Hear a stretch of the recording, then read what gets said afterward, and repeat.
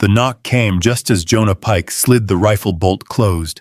3 steady hits against the door, right in the middle of a snowstorm that had already buried the road. So why didn't he send her away like he had every other woman? Wind shoved against the walls hard enough to rattle the iron hooks by the door. Jonah stood there, one hand still on the rifle, listening. Another knock. Not louder.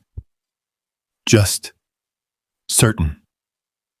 When he opened the door, cold rushed in first, then her. She didn't step back, didn't ask to be let in. Snow clung to the hem of her coat, one sleeve torn, her hand wrapped tight in cloth that had gone dark from the cold. Her eyes met his, steady, like she'd already decided something long before she reached his gate. Behind him, the fire cracked low in the hearth. The house was warm, quiet, untouched. "You can close it," she said, voice even, breath barely visible in the air. "Or you can let me stand here till morning." Jonah didn't answer right away. Because out here, nobody knocked unless they had nowhere else left, or something following close behind, and he had no way of knowing which one she was. "Stay with me. What would you have done with that door?" The storm came down off Cedar Bluff Ridge like it had a mind of its own. Wind slammed against the split rail fences, rattling them loose in their posts. Snow didn't fall so much as it drove sideways, stinging anything it touched. The lantern by the front gate had gone out an hour ago. No one was expected to be out in it. No one sane, anyway. Inside the big house, the fire burned steady. Coffee sat untouched on the table, gone lukewarm. Jonah Pike stood by the front window, one hand resting on the frame, looking out into nothing but white. 6 years of winter had taught him the same thing. Storms pass, and they don't ask permission first. He turned away from the window when he heard it. A knock. Not loud. Not desperate. Just there. Jonah didn't move right away. He listened, like he always did. Wind, shutters, the low groan of timber. Then again, 3 knocks this time. Even. Measured. He walked to the door. When he opened it, the cold came in fast, carrying snow and silence with it. She stood on the other side. Savannah Reed. Her coat was wrong for this kind of weather. Thin wool worn at the seams. Snow clung to her shoulders, her hair, her eyelashes. Her hands were wrapped in strips of cloth that had once been part of the coat lining. She wasn't shaking the way most would be. She was holding herself still. Her eyes met his like she had been standing there a long time, waiting for him and no one else. "I'm not here to be your wife," she said. Her voice was rough, but steady, no pleading in it. "I'm not here for your money either." The wind pushed against her, hard enough to shift her weight. She didn't step back. "I'm here because I won't make it through the night if you close this door." A pause. "And I think you already know that." Jonah looked at her. Really looked this time. People in town said a lot of things about him. That he didn't feel much. That he'd turned women away like turning away cattle that didn't meet weight. That there was nothing left in him worth warming. He didn't argue with any of it. He stepped aside. That was all. No questions. No welcome. Just space enough for her to walk through. She did. The door shut behind her, and the storm went back to being outside. Mrs. Dalton came in from the kitchen, wiping her hands on her apron. She stopped short when she saw Savannah standing there, dripping meltwater onto the wooden floor. "Well," she said softly, more to herself than anyone else, "you picked a night for it." Savannah nodded once. "Ma'am?" Jonah had already turned away, heading down the hall like he had something to check, something to fix. There was always something to fix. Behind him, he heard Mrs. Dalton fussing, pulling a chair out, telling the woman to sit, to warm up, to let her see those hands. Savannah didn't sit. "I'll stand," she said. "You'll sit," Mrs. Dalton answered, firmer this time. There was a small scuffle of movement, then the scrape of chair legs. Silence after that, broken only by the fire and the wind. Jonah stopped at the end of the hallway, just out of sight. He told himself he was listening for the pipes. Cold like this could freeze them solid before midnight. That's what he told himself. But what he heard was cloth tearing. He turned his head slightly. Savannah had taken a small knife, probably borrowed from the kitchen, and was cutting a strip from the inside of her own sleeve. Careful, precise. She wrapped it tighter around her hand, binding it down with practiced movements. Mrs. Dalton watched her, hands still. "You've done that before," she said.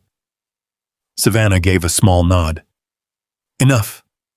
No complaint, no story. Jonah stayed where he was a moment longer, then kept walking. By the time he reached his room at the back of the house, the sound of voices had settled into something low and steady. Not quite conversation, not quite silence either. He sat on the edge of the bed, boots still on. Didn't take them off. Didn't lie down. The storm went on.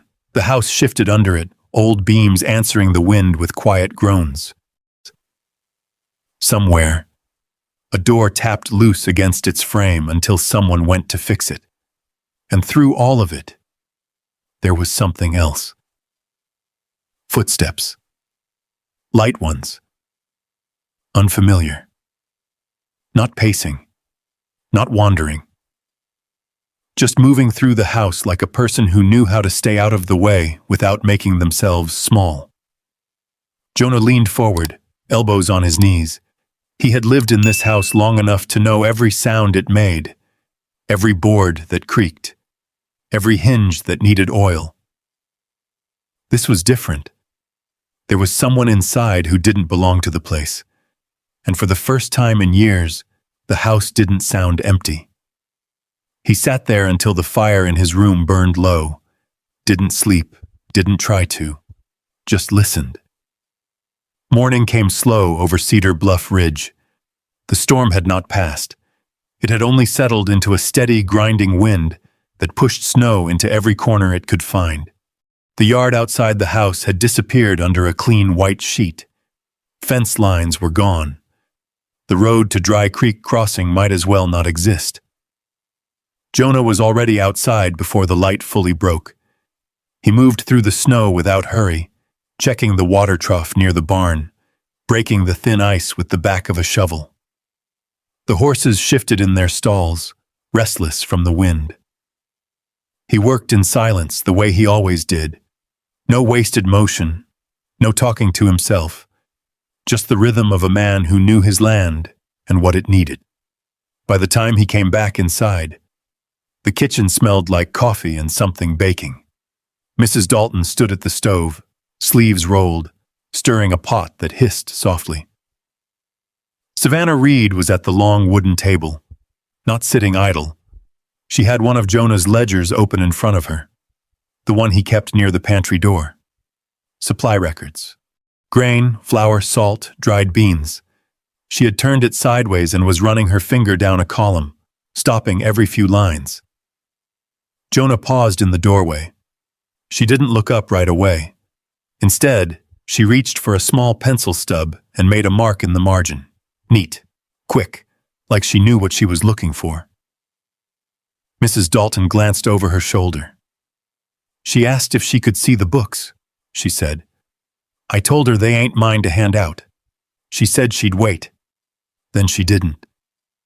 Savannah looked up then, not startled, just aware. I didn't move anything, she said. Just reading. Jonah stepped inside, brushing snow from his coat. He walked past the table without answering and poured himself coffee from the pot. He took a sip. It had gone strong. Mrs. Dalton always let it sit longer in winter. She's right, though, Mrs. Dalton added, nodding toward the ledger. About the flour. Jonah glanced back. Savannah turned the book slightly so he could see. You've got 3 sacks marked dry from last week, she said, but the bottom one's already clumping. It's pulling moisture from somewhere.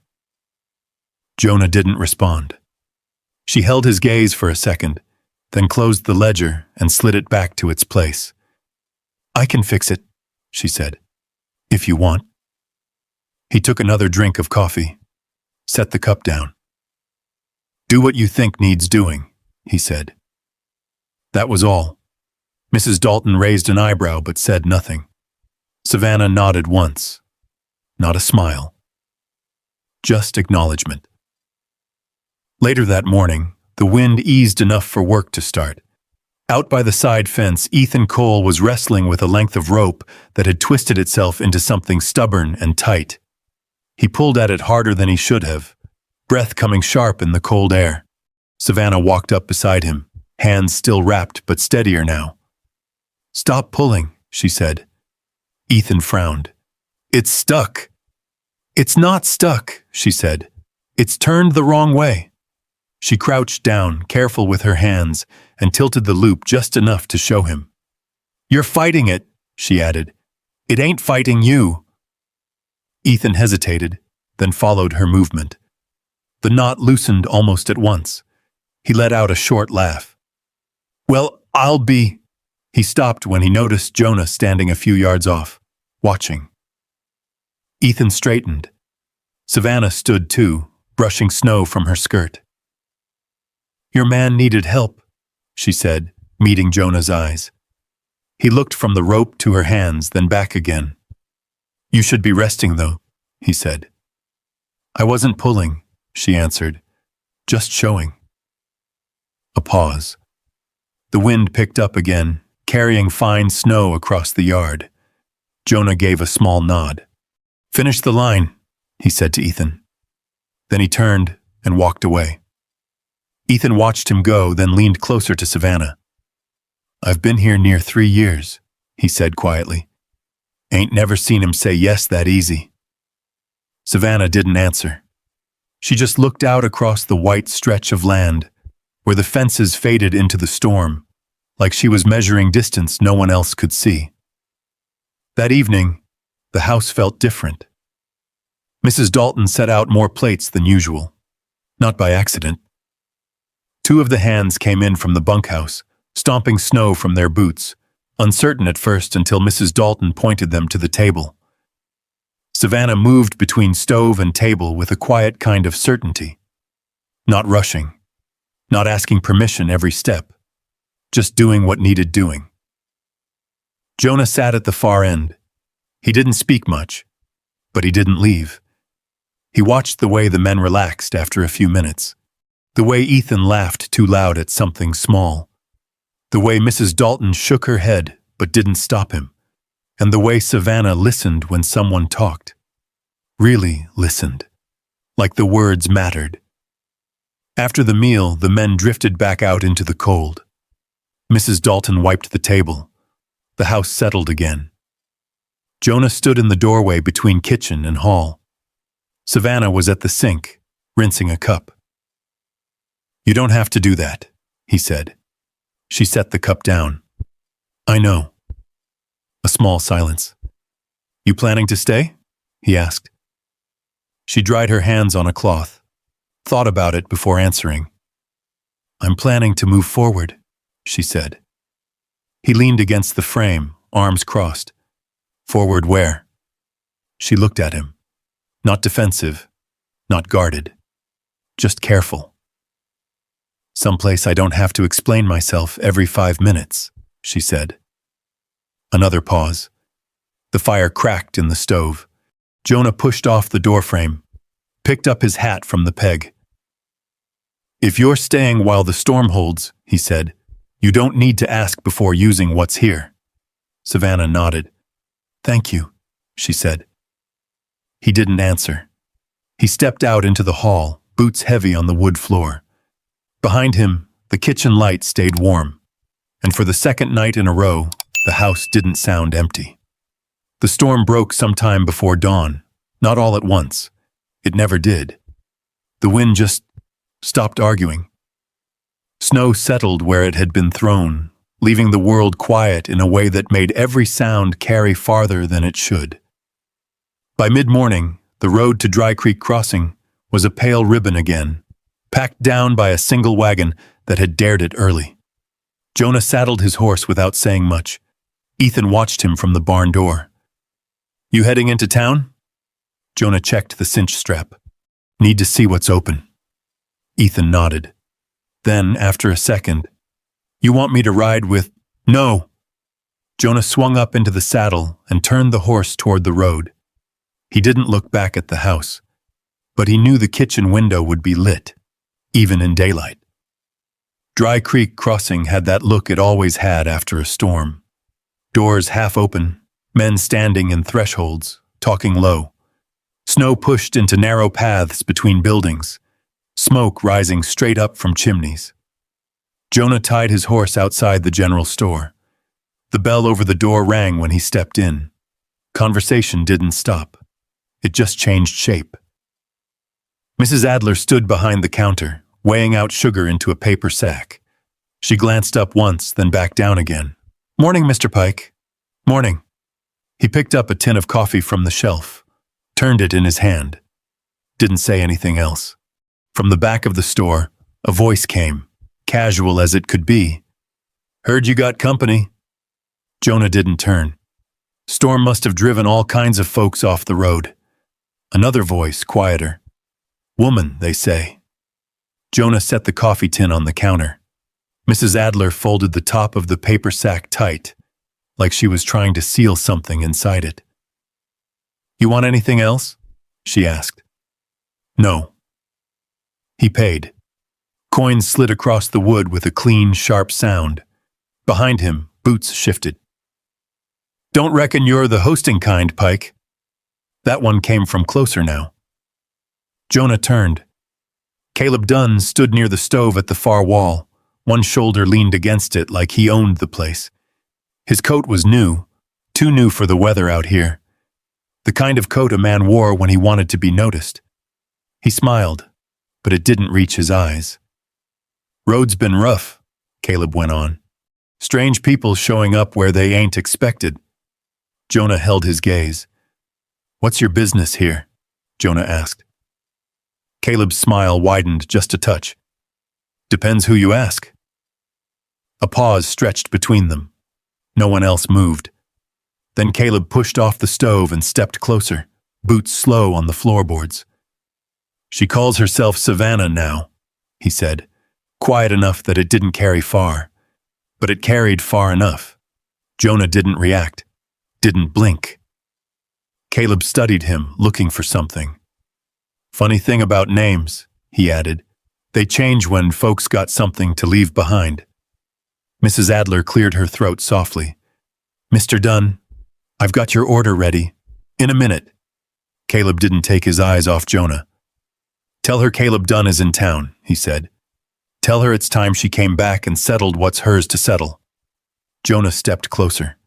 Not fast, not threatening, just enough. "You got business with someone on my land," he said. "You bring it to me first." Caleb let out a small breath, almost like a laugh. "That's so?" Jonah didn't answer. The silence said enough. Caleb nodded once, slow. "Then I reckon I just did." He turned away, picked up a folded set of papers from the counter, and tucked them into his coat. "See you around, Pike." The bell rang again when he left. The room stayed quiet a moment longer. Then someone shifted, someone coughed, and the world started moving again like it always did. Jonah picked up his coffee and walked out. The ride back felt longer. The sky had cleared to a hard, bright blue, but the cold stayed sharp in the air. Jonah didn't push the horse, didn't think in full sentences either. Just pieces, a name, a set of papers. The way Savannah's hands had stilled for a half-second the night before when he asked where she was headed. He saw the house before he reached it. Smoke from the chimney. Door shut tight. Tracks in the snow leading from barn to back porch. Normal things, but not the same.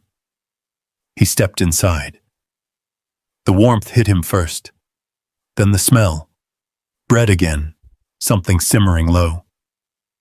Savannah stood at the table, sorting through a stack of folded cloths. Mrs. Dalton was at the stove. Both looked up when the door shut. Jonah took off his gloves, set them on the table. "There's a man in town," he said. Savannah didn't move. "Caleb Dunn," he added.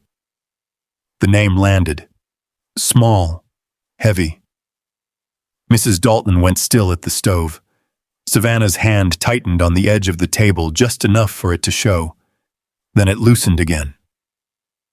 "He came looking," Jonah said. "Had papers." Savannah nodded once. "I figured he would." Mrs. Dalton turned halfway around. "You know this man?" Savannah looked at the floor for a moment, then back up. "He's the reason I'm not where I came from." Silence. Jonah waited. Savannah drew in a breath. Not deep. Just enough. "My husband signed something he shouldn't have," she said. "Or thought he had to." She didn't look at Jonah when she spoke. Just the table, the grain of the wood. Caleb was behind it. Said there were debts. Said there was a way to clear them. She stopped there. Mrs. Dalton didn't ask more. Jonah stepped closer. "And now?" he asked. Savannah lifted her head. "Now he wants the rest of it," she said. "Whatever's left." Jonah studied her face. No fear there. Not the kind most people showed. Just something steady. Worn thin, maybe. But not broken. Outside, the wind picked up again, softer this time. Inside, the house held its warmth. Jonah reached for the coffee tin he'd brought back and set it near the stove. "Then he can come talk to me next time," he said. Savannah met his eyes. A long look. Not grateful, not relieved.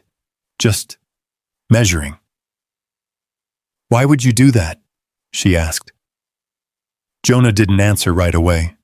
He pulled a chair out and sat down slow, rested his forearms on his knees.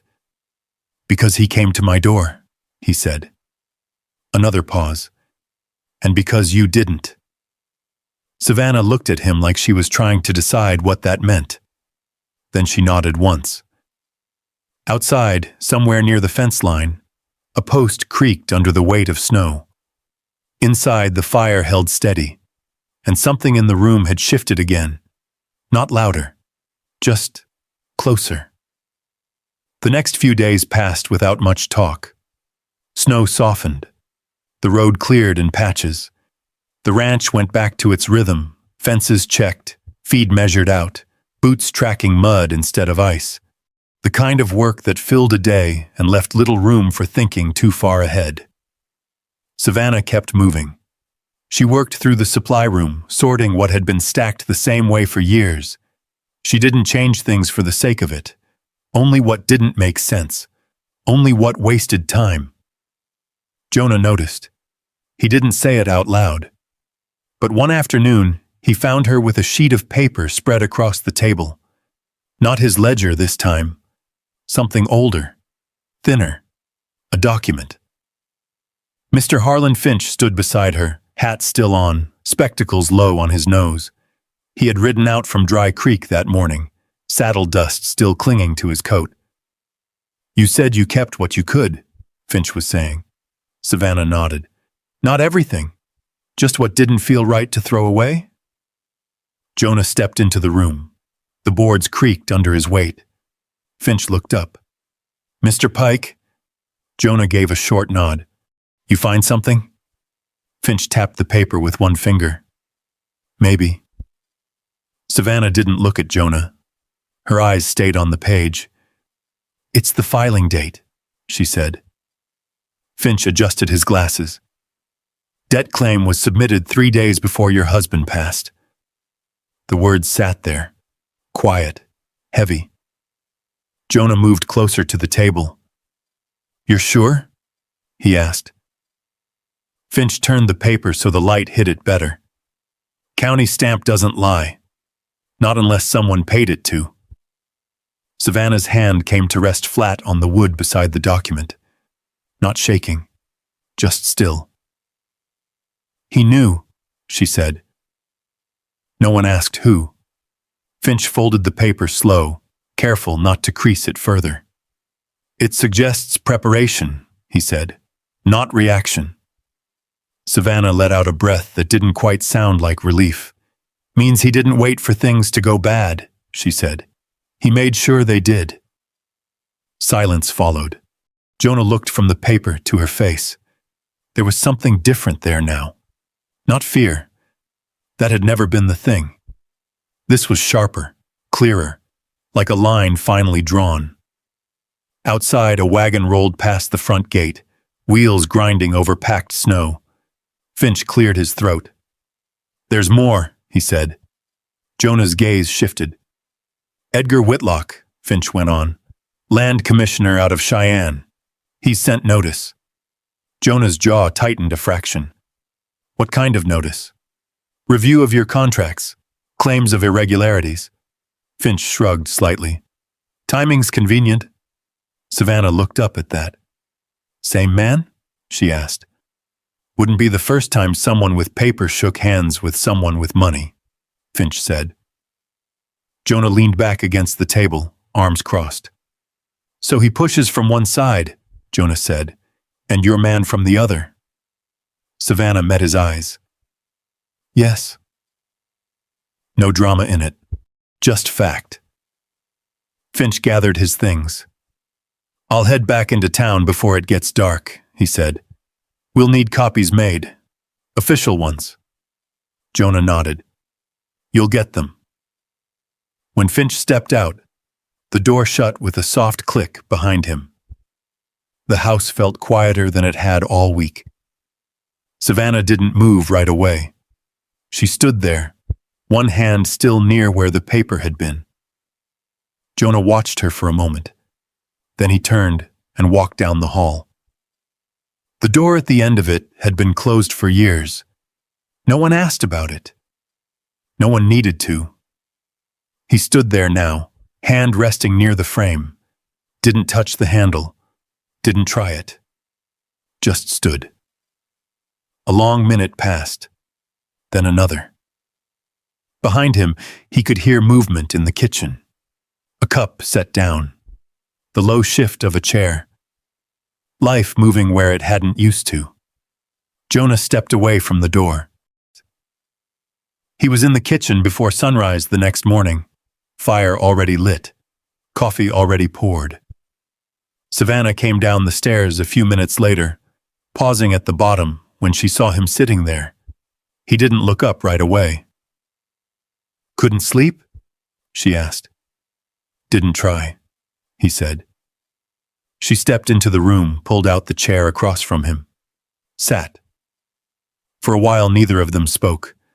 Steam curled from the cups. Outside, the sky was just starting to pale. Jonah set his cup down. "There was someone," he said. Savannah didn't interrupt. He kept his eyes on the table. "She came out here once. Said she liked the quiet." He paused. "Didn't last." Savannah folded her hands loosely in front of her. "She leave?" she asked. Jonah gave a small nod. "Said it wasn't enough," he said. "Out here. Said it didn't go anywhere." Savannah looked at the window. Snow along the fence line. Wind moving light now, almost gentle. "She wasn't wrong," she said. Jonah's head lifted slightly. Savannah met his eyes. "She just wasn't right for it," she added. Another silence. Different from the ones before. Not empty. Jonah leaned back in his chair. "You always talk that straight?" he asked. Savannah gave the smallest hint of a smile. "Only when it matters." He looked at her a long moment, then nodded once. Outside, the first sound of boots in the yard carried through the cold air. Day was starting again, but something had shifted, not fixed, not finished, just opened. The letter left the ranch before the next snowfall. Finch took it himself, wrapped in oilcloth, tucked inside his coat like something that could be lost if the wind got mean again. It wasn't a long letter, just facts, dates, copies of filings, enough to make a man in Cheyenne stop and read twice. Jonah didn't ask what Finch would say to the editor. He didn't need to. Truth had a way of speaking if you put it in the right hands. Days moved. Work didn't stop. Fence posts had to be reset where the ground had shifted. A wagon axle cracked near the east gate and needed a new pin. Mrs. Dalton kept the kitchen warm and steady, and the coffee never quite went cold anymore. Savannah worked like she'd been there a year, not taking over, not asking to, just stepping in where a thing needed doing. A ledger squared up, a shelf cleared. A habit changed that had outlived its use. Ethan started checking with her before tying off a load, not out of doubt, out of sense. Jonah saw it. He didn't say anything. Word came back from town before the paper did. Mrs. Adler sent a boy up the ridge with a folded note, the kind of paper she used for store accounts. Ink smudged at the corner. Jonah read it by the window. Whitlock's review, withdrawn. No explanation, just a line scratched beneath it. Seems folks in Cheyenne got new reading material. He folded the paper once, set it on the table. Savannah was at the stove stirring something slow. "That it?" she asked without turning. "That's it." A pause. She set the spoon down, wiped her hands, and leaned back against the counter. "He'll leave," she said. Jonah looked out the window. Men like him don't stay where their name don't hold. That afternoon, a rider came through without stopping. Another the next day. The road took them south, toward where a man might try to start again. Caleb Dunn didn't come back. The ranch settled, not the same as before, not louder, not busier, just used. One morning, a girl from the bunkhouse ran up the yard, scarf trailing behind her like a flag. She didn't knock, just pushed through the kitchen door and went straight to Savannah. "You said you'd show me the letters," she said, breathless. Savannah looked up from the table, then down at the paper in front of her. "I did," she said, "after breakfast." The girl nodded hard, as if that settled everything, and took a seat without asking. Jonah stood in the doorway a moment longer than needed. Then he stepped back into the hall. He found the door again, the one at the end. Light from the front windows didn't reach that far. It never had. He stood there, hand near the frame like before. This time he didn't wait as long. The handle turned with a small, dry sound. Inside, the room held its breath. Furniture covered in cloth. A bed frame he'd built himself. A window facing east, pale light pushing through the glass. Dust, mostly. And time. He stepped in, crossed the floor slow, boots quiet on the boards, opened the window. Cold air came through, clean and sharp. He didn't look back. Savannah found him there later. She didn't ask why. She stood just inside the doorway, taking in the room without moving anything yet. "The light's good," she said. Jonah nodded. "Always was." She walked to the window, touched the frame like she was checking its weight. "We keep that," she said. He leaned against the wall. "We can change the rest." She shook her head slightly. "Not all of it." A small silence. Not careful, not uncertain, just shared. The road cleared by early spring. Snow pulled back from the fence lines. Mud took its place, deep and stubborn. The kind that held onto boots and didn't let go easy. Savannah stood at the gate one morning, coat buttoned, a small bag set by the post. Jonah came up beside her. Didn't ask where she was going. She looked out over the road. "Trail West opens clean this time of year," she said. "Less trouble than winter."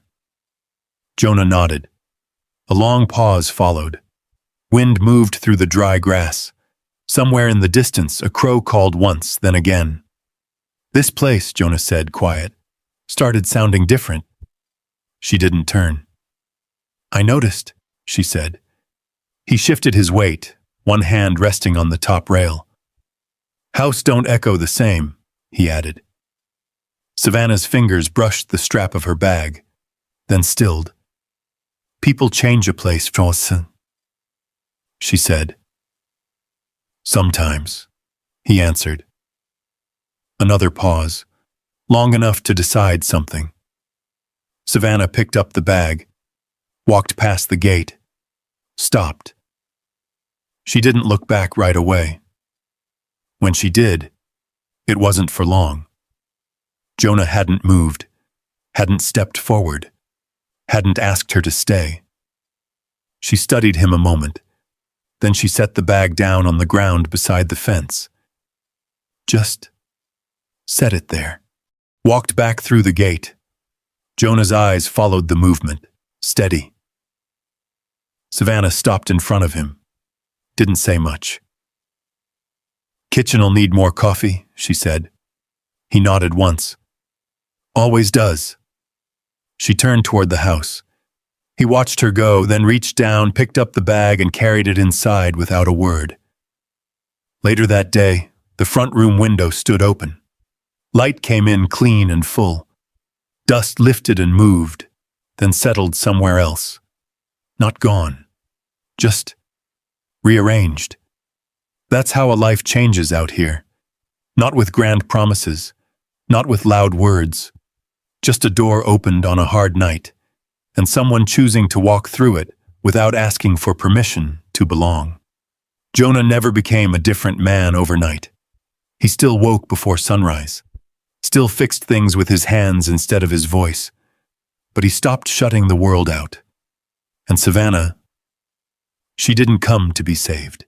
She came carrying her own weight, her own past, and the quiet kind of strength that doesn't ask for space. It makes it.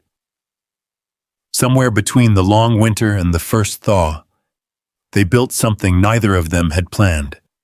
Not out of need, but out of choice. And maybe that's the part that stays with you. Because out here, or anywhere, love isn't about who knocks the loudest. It's about who you let stay, and who decides to stay back. So if you found yourself standing at that same gate, would you walk away?